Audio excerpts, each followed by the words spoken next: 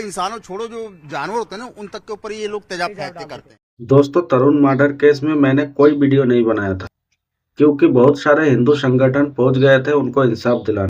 और जैसे ही संगठनों के दबाव में आके जब 3 महिला को गिरफ्तार किया गया तो फिर बरसाती मेढक जिहादी निकल आए विक्टिम कार्ड खेलने के लिए। देखो।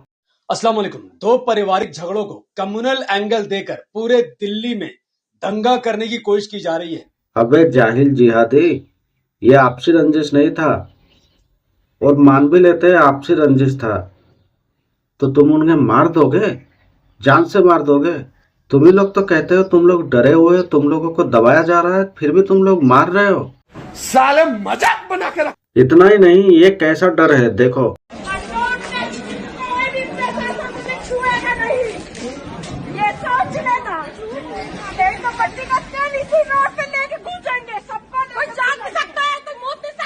समझ रहे हो?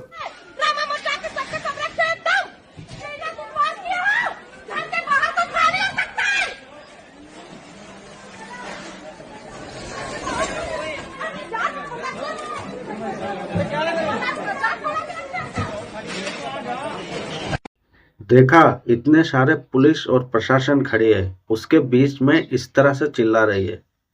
सोचो ये लोग कितने डरे हुए हैं। और अगर पुलिस प्रशासन नहीं हो और इसे कुछ कह दे तो ये क्या कर सकती है, क्या करवा सकती है। वही किया।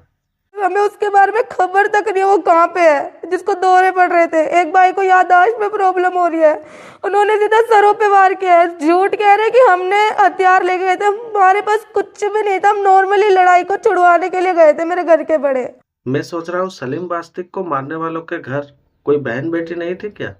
वो भी रो रो के बताती कि सलीम बास्तिक रॉड लेके आया था, छेड़खानी कर रहा था और क्या क्या कर रहा था।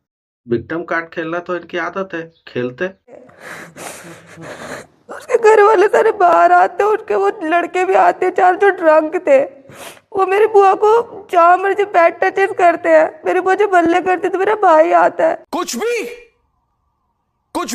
मोहतरमा, तुम्हारे इस आर रोना को हम लोग सही मान लेते, लेकिन लड़ाई जो हुआ था 10 साढ़े 10 बजे और तरुण को 11 बजे के बाद मारा गया। और तरुण को घर पे नहीं, घर से थोड़ा दूर मारा गया। और मारने वाले मासूम डरे हुए सहमे हुए लोग घात लगा के बैठे थे कि तरुण आएगा तो मारेंगे। सभी भाइयों को सलाम वालेकुम। भाइयों, इसमें मेरे पापा का रोल नहीं है, उसे मैंने खुद मारा है। मेरे को किसी ने कैफे पे सूचना दी थी, उसके हिसाब से मारा है। देखा, कह रहा है मैंने मारा है ताकि इसके घर वालों को छोड़ दे और इसके घर वाले पैसे लगा के इसको छुड़वा ले। तो मुन्ना, तेरे जैसे मच्छर एक सनातनी तरुण जैसे सनातनी को नहीं मार सकता है।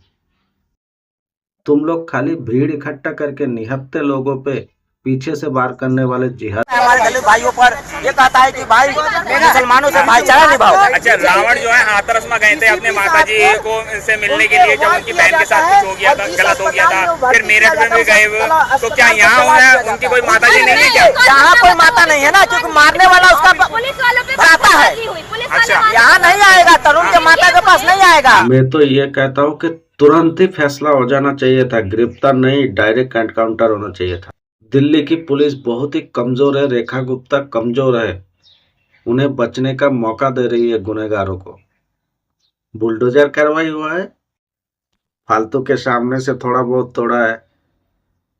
जोगी नहीं है रेखा गुप्ता, जोगी नहीं है, समझो हिंदुओं, समझो। और तरुण ना हो, इसके लिए संभवतः एक नजीर आज यहाँ पर पेश करने की जरूरत थी।